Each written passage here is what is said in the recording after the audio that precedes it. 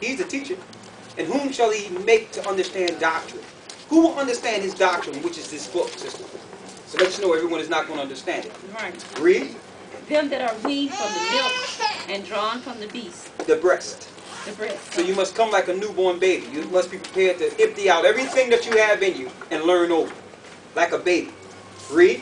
For precept must be upon precept, precept upon precept, line upon line upon line, here a little and there a little. Thank you, sister. That's how you read the Bible. So if you try to read the Bible like a Harlequin novel, like you do a comic book or a novel that you might have seen on Oprah, you're not going to get it.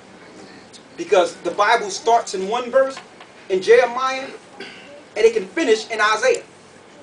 And then it may pick up in Matthew. The same thing. Then it may link to Revelations. So unless you know someone or the Lord put the Spirit on you to connect the dots, you cannot understand the mystery of the Bible. That's why there's so many doctrines, because people are reading it wrong. And there's no teachers to tell them they're reading it wrong. There's a manual on how you read the Bible, sister. And brothers. It's a manual. So that's why your preachers don't know, because instead of them learning the precepts according to the Spirit of the Most High, they get their doctrines just handed down to them from these books. The Purpose-Driven Life by da-da-da-da-da. Next thing you know, everybody in the church buying The Purpose-Driven Life. Now you're looking at the Bible based on this guy who came up with The Purpose-Driven Life. Who's this guy? Who is he? Why do I need another book to understand this book? T.D. Jakes. How to Live and Love. Emotions. Da-da-da. This guy, that guy. Woman power. Why? You know why they write in books, sister? Because they don't understand this one. That's why. That's why. We will not write a book.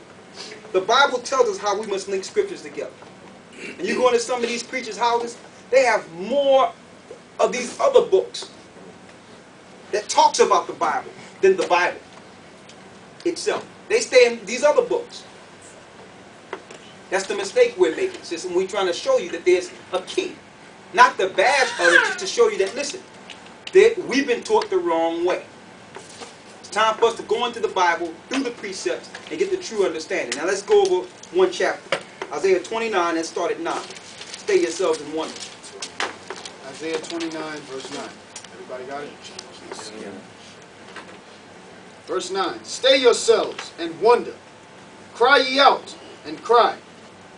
They are drunken, but not with wine.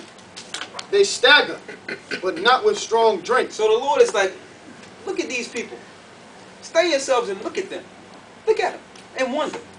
They drunk, but they're not drinking wine. They stagger, but not with strong drink. That's our people. How many people in this session today have been a member of more than one church? Raise your hand since you've been born. That's everybody. So that's what the Lord is seeing here. You're staggering from over this church. So how can I relate myself to the book? Okay? Read on.